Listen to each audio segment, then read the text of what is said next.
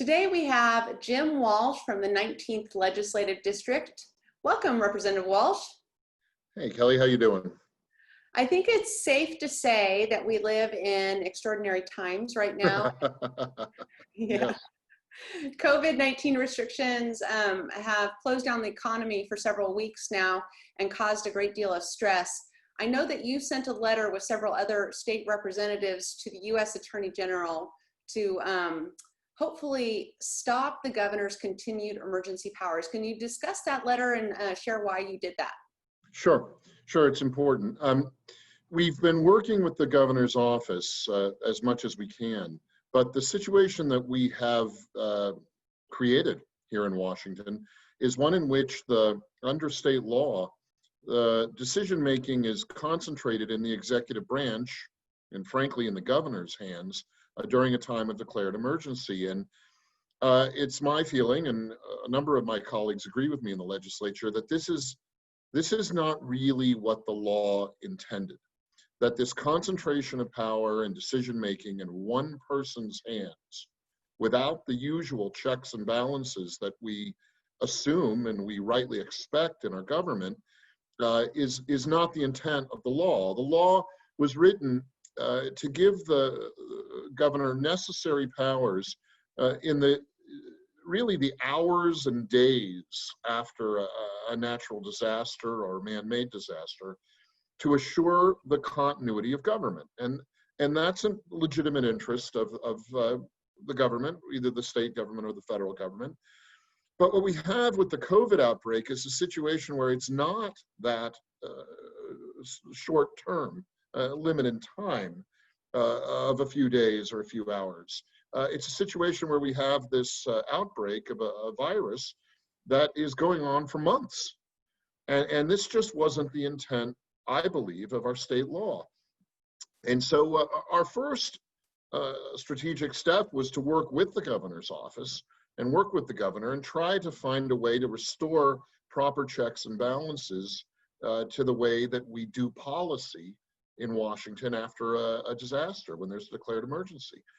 And the governor's office, frankly, has just sort of given the hand to the legislature and not really consulted with us in any meaningful way.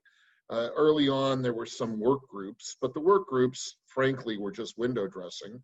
The governor didn't really take the recommendations to account, and they disbanded a couple of those work groups really before they even done anything meaningful. So we tried working with the governor. We watched some of the lawsuits that individuals and certain groups filed, protesting certain actions that the governor had taken after the COVID outbreak. And I just wasn't satisfied that the negotiations through channels in Olympia, or the lawsuits, or even the rallies and kind of public outrage were doing enough. So partly at the coaxing of some of my constituents, but partly at what I thought was, from what I thought was a good analysis of where we were, we wrote a letter. I and about 9 of my colleagues in the legislature wrote a letter to the U.S. Attorney. And what we said in the letter was that we thought that certain of the governor's actions in the wake of the COVID outbreak are possibly undermining and in conflict with constitutional rights enumerated in the U.S. Constitution, and that it was a situation where we wanted the U.S. Attorney in D.C. to take a look at the governor's actions and see if he agreed that there were constitutional problems with them. And as viewers will know, I mean, the Constitution, whether it's the U.S. Constitution or the state Constitution, is the highest law of land. Underneath the Constitution comes statutory law. In Washington, we call that the Revised Code of Washington, RCW. In DC, that's called the United States Code, USC. And then beneath that is administrative law, administrative guidelines, and administrative code. And in the state of Washington, we call that the Washington Administrative Code. in DC at the federal level, they call it the Code of Federal Regulation. And those administrative codes are the kind of the lowest standard of policymaking. And frankly, while some groups will say that that administrative code has the power of law, it is itself not law. Only the Constitution and the statute are law. The administrative code are basically rules and guidelines that state agencies use to execute and implement the law, which exists in statute. And most of the governor's proclamations made in the wake of a declared emergency fit somewhere down here near administrative code.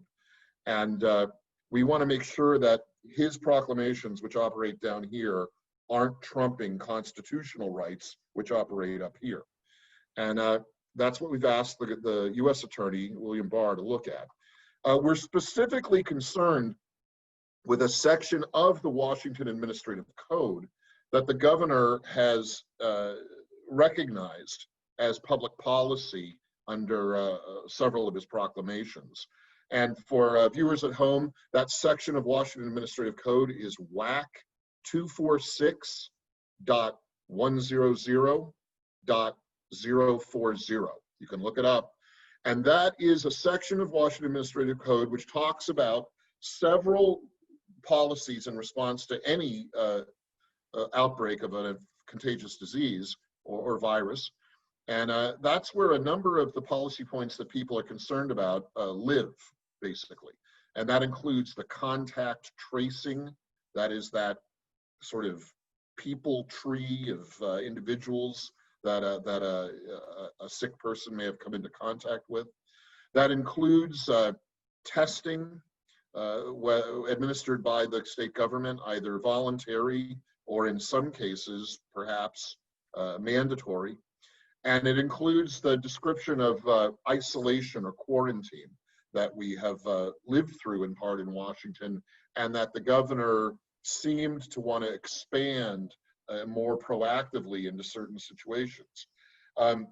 All of those policy activities are described in that section of the Washington Administrative Code, and all three of them are problematic to me. Now, the code describes the circumstances in which these activities can take place as voluntary, but there's some badly written language in that section of code that says in certain cases they may be made mandatory by state agencies. And it's that mandatory piece particularly that I fear is unconstitutional. It violates a number of constitutional protections, primarily the implied right of privacy in the federal Constitution, which is in fact more explicit in the Washington State Constitution, and the rights to security, to be secure in one's person and one's papers, as the Constitution says, which means basically your property. So your security in your body and in your home, I think, are violated by the mandatory language in that section of WAC. So we are asking the U.S. Attorney to look particularly at that section and the governor's attempt to elevate it to public policy by proclamation here in Washington as constitutionally flawed. And we have heard from the U.S. Attorney's Office here in Washington, in the western part of Washington, that the U.S. Attorney, we sent copies to the U.S. Attorney staff and to the Attorney General's staff. And we heard from the U.S. Attorney here in Washington that, yes, it was received, and yes, the U.S. Attorney Barr himself is reviewing it, and we'll have an answer shortly on any action he might take to protect constitutional rights. Representative Walsh, I'm going to shift the topic just a little bit, but still talking about the restrictions, which are starting to loosen up across the state. And I'm looking at you right now, and I've looked at a lot of your Facebook posts, and you look suspiciously like you've had a haircut recently. I have. Here, I live in Grays Harbor. My district runs south from Grays Harbor down through Pacific County, through Wahkiakum County, onto Cowlitz County, and a little bit of Lewis County. So here in Grace Harbor County, we entered phase 2 of the governor's suggested 4-phase return to normal. And phase 2 allowed barbershops and salons to reopen. So I was able to get a haircut recently after some 3 months of no haircut. Along those same lines, the governor announced some new guidelines for faith-based gatherings. Could you comment on that a little bit, and then we'll move on to a couple other questions? Sure. It's important to say that this is a step in a better direction, but it is not. It's not the complete clarity that many of us sought from the governor on the matter of churches in Washington and how they can open and how they can operate. Basically, what the governor said today is he's backed off his really radical and unacceptable position of closing churches, and in a very anti-clerical kind of vicious tone, he had insisted up to today that he was not going to let churches reopen until the end of his suggested return to normal phases. And this was just, well, aside from being legally and constitutionally problematic, it was politically tin-eared. It was just kind of foolish. And so the legislators, a few of us through channels, were putting pressure on the governor to rethink his position. And last week, a group of ministers and priests and church leaders from around the state had some meetings, a series of 2 or 3 meetings with governor's staff and advisors. And I think those meetings were very helpful. I think the ministers were able to impress on the governor's staff that what they were doing was wrong, and that they needed to find some way to back away from this just restrictive and kind of nasty approach they were taking to shutting churches down in Washington.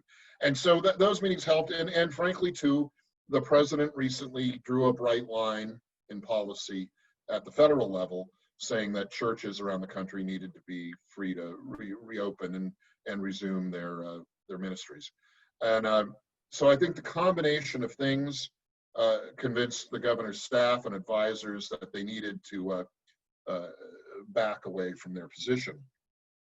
You know, so often in these matters, I recall the great the Chinese philosopher and general Sun Tzu, who said, "You always should leave your opponent in a disagreement an avenue of retreat." And I think what the meeting with the ministers did was it showed the governor an avenue of retreat that he could follow, and that's what today's announcement was. Now, it is not great.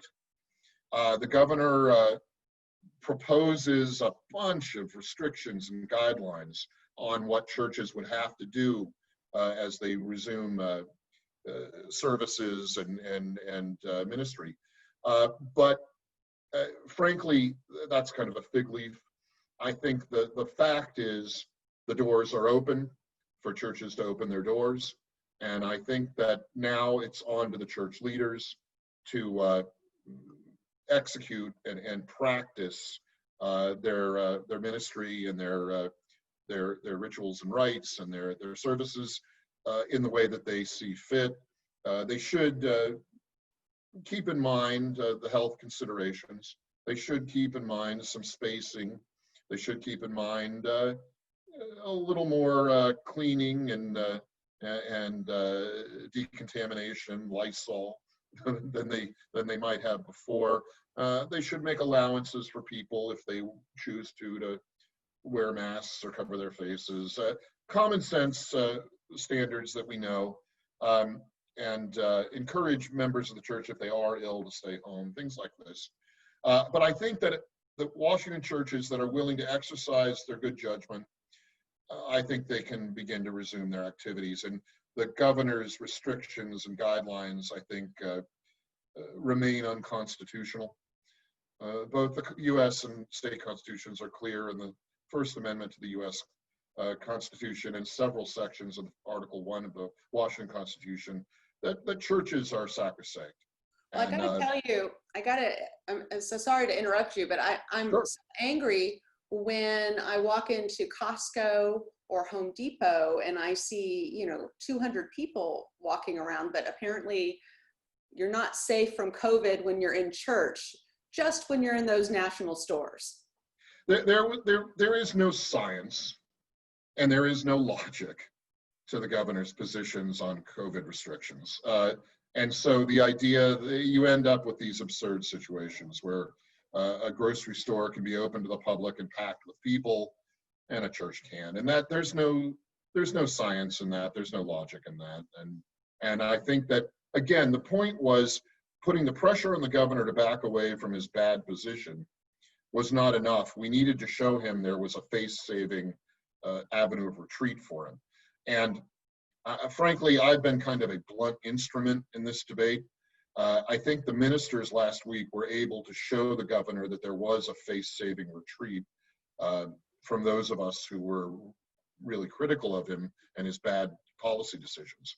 So, I think that I wish the decision today from the governor had been clearer and cleaner, but we'll take it as a short-term step in the right direction. Now I'm going to ask you a different question about this governor's administration, his most recent scandal, which is about how somehow, not through a hacking incident or a data breach, but scammers literally took the identities of Washingtonians and stole about $100 million worth of taxpayer money. I can't speak for everyone, but I am really offended about this really gross mismanagement of taxpayer dollars.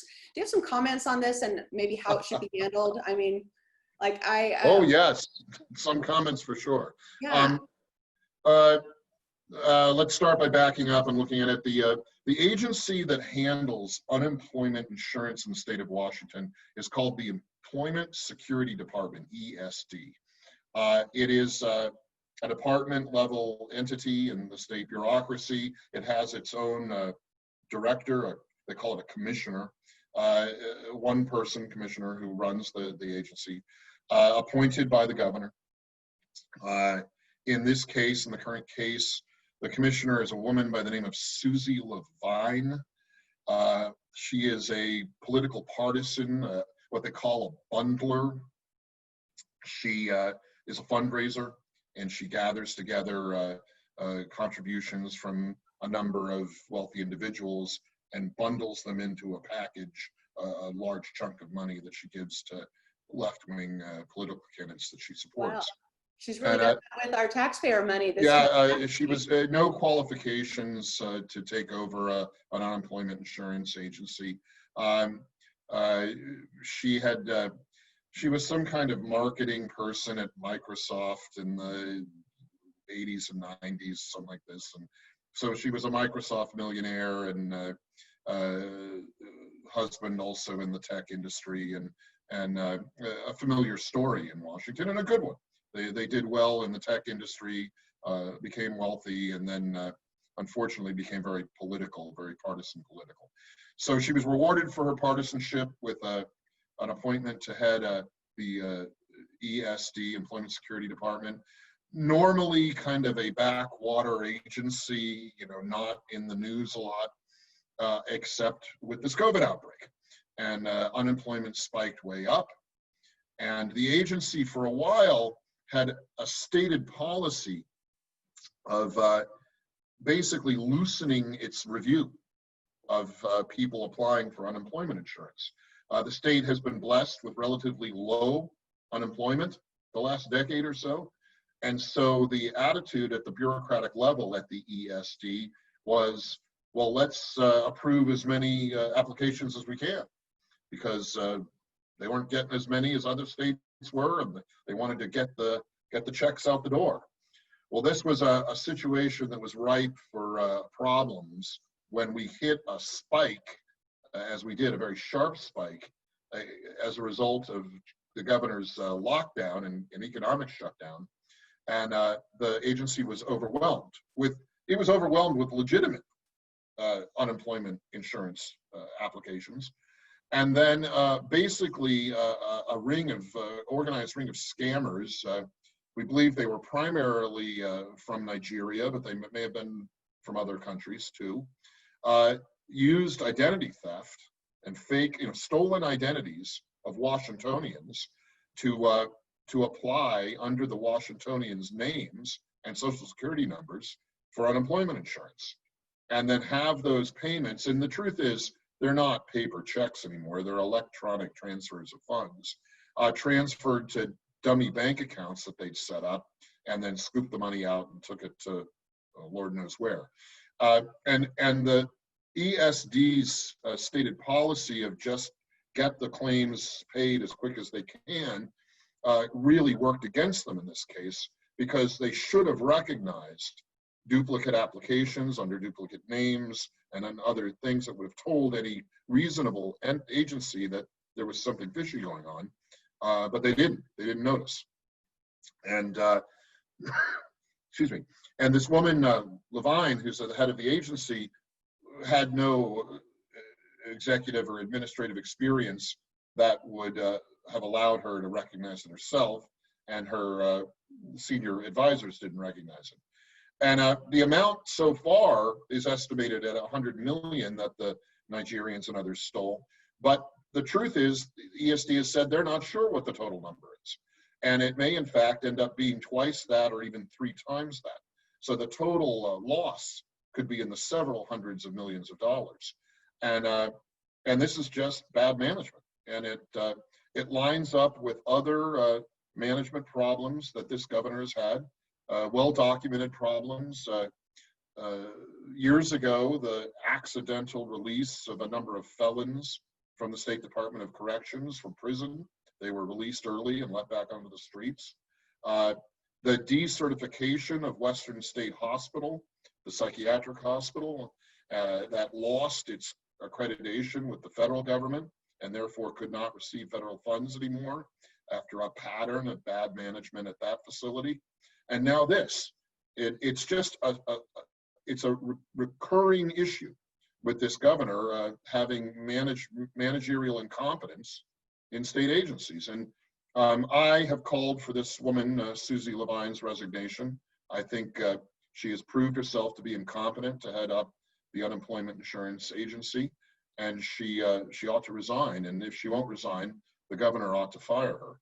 And they ought to bring in to that commissioner position someone with real managerial experience in dealing with benefits programs, and probably someone with crisis management experience. Because at this point in time, the agency is hemorrhaging money, and they're not sure they have control on the problem. So they really ought to get rid of this political dilettante and hire someone who knows what they're doing. It's really frustrating that people are sitting, maybe even watching this video right now, who desperately need to get some money from the Employment Security Office, and they haven't even been able to get through on phone lines or whatever problems that they're experiencing. And people are sitting in Nigeria with a few $1 million right now. So that's very frustrating. No, it's bad management right down the line at that agency. Legitimate Washingtonians who are out of work and claiming unemployment. Some of them are waiting 6, 8, 10 weeks to get their unemployment benefit that they pay into out of their paychecks on a regular basis. And the agencies, when they first announced the problem just last week, their statement was, well, we're going to freeze all payments till we can figure out how big this problem is.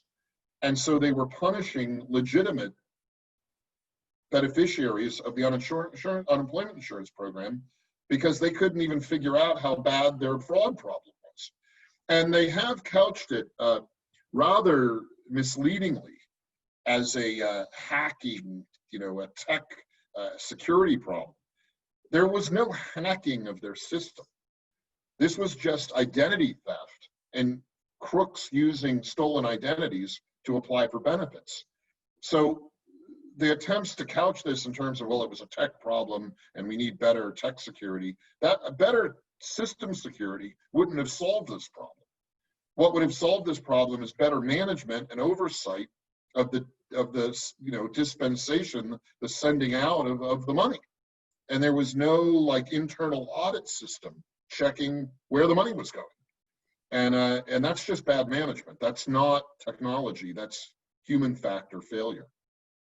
Well, that leads me to another state department. That's the Department of Labor and Industries, which is now fining businesses and employers that didn't abide by the emergency rules imposed by the governor. This is the last question for this interview. Can you share why this is a really bad idea? Well, it's illegal and it's unconstitutional.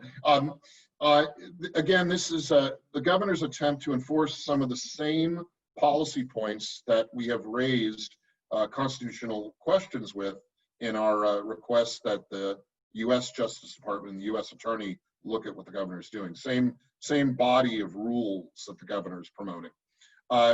What the governor is saying now is that businesses which don't abide by his suggested guidelines, which, by the way, are very unclear and uncertain as to what specific businesses need to do in order to begin to reopen, that if they don't abide by his vague and ill-defined rules, the L&I, Labor and Industry, which is basically our workmen's compensation agency in the state of Washington, it does some other things too, but it's primarily a workplace safety and workers' comp agency, is going to be sicked on these businesses and give them penalties and fines of up to $10,000 if they do anything wrong in complying with the rules that aren't clearly articulated. So it's kangaroo court.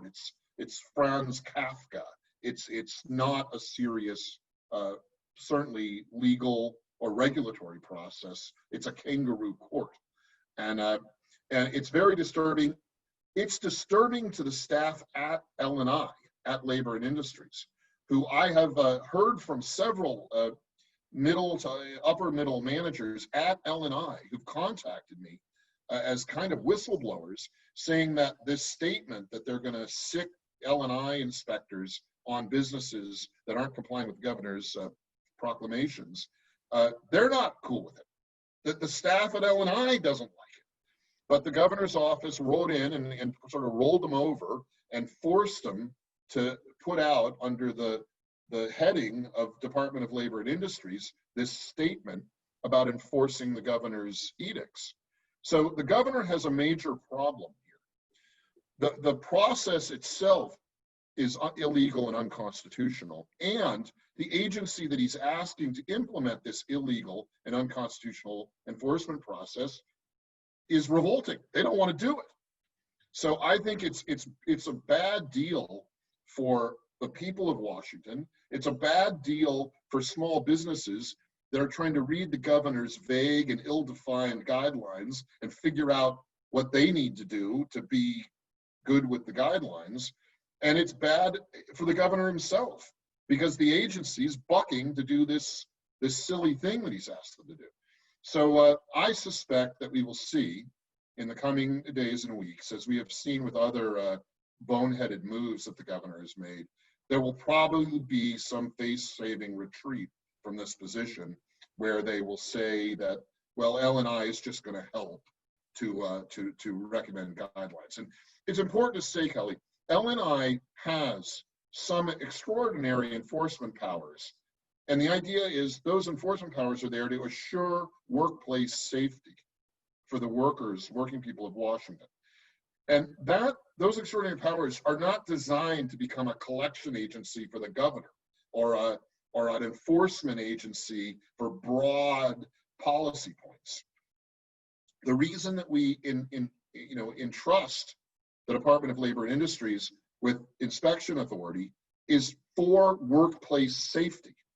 And even in the body of our law in the state, the agency is supposed to act in a consultative way with businesses and labor groups. That is, they're supposed to be friendly. They're supposed to be supportive and encouraging and educational when they need to be about how to implement good workplace safety. This idea that they're going to be this kind of band of mafiosa goombas who are going to roll around, threatening businesses with $10,000 fines is completely against the spirit of the law. And as I said, the staff of the agency themselves, they don't want this job. It's not what they do. Representative Walsh, thank you so much for participating in this interview today. I know that you're currently running for re-election. Would you mind sharing with people how they can learn more about you or how they could even help you get re-elected? Sure. I'm in a swing district. I'm in the 19th, which, as I said at the start, is sort of Southwest Washington. And it is traditionally what they called the blue wall. It's traditionally a very partisan, very Democrat district. And with my election in 2016, we cracked that blue wall. And the district is now considered more of a swing district, more of a middle district. And it is I'm a constant target by people on the left and kind of the Seattle crony capitalists because I represent change in a part of the state that was traditionally very subservient and docile and did what Seattle told it to do. So I'm always a target. They run their little hit ads on TV and on the radio all the time against me. But I sort of like that. I like being a constant underdog when it comes to running our campaigns here. We do more with less dollars than the other side does, often on a scale of 2 to 1 or 3 to 1. But the best way to get in touch with me and help with the campaign is through my website, and that's electjimwalsh.org. Elect Jim Walsh is one long word, and .org. You can also reach me in social media. I'm pretty active on Facebook and to a lesser degree on Instagram, but you can find me on social media and contact me there. But the website is the best way to get in touch. We have a full-on campaign in the 19th with signs and flyers and buttons and badges and the whole 9 yards. So if you live in Southwest Washington, give me a call and we can get you some signs and some phone numbers of people to call. And if you're outside the 19th, you can always make a contribution because goodness knows Seattle dumps a lot of money into my district every 2 years. And we need every dollar we can find to fight back. Well, we definitely want to have you on another interview in a few weeks. I'm sure that the governor will give us more material to discuss. And he certainly will. Thanks again. Talk to you later. Good to talk to you, Kelly.